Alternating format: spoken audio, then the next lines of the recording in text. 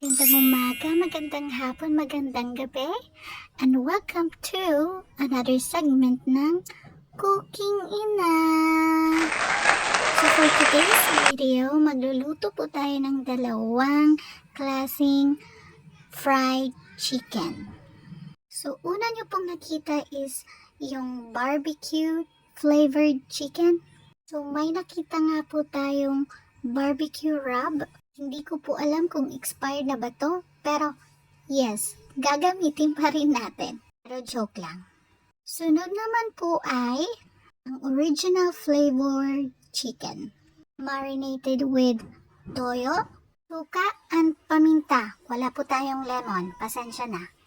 We covered it with harina, tapos tinagdagan pa ng breadcrumbs. O diba, saan ka pa? So, una na nga po nating isinabak ang original fried chicken. Ayan, pag golden brown na siya both sides or all the sides, 360, and feel mo luto na, haunin. Parata na sobrahan sa tusta, pero carry lang yan. Like natin yan. Sunod naman nating isinabak ay ang barbecue flavored chicken. Ayan, ang sarap niyang tingnan. Love it! And let's dig in. Alright. Dito nga po nagtatapos ang Cooking Ina.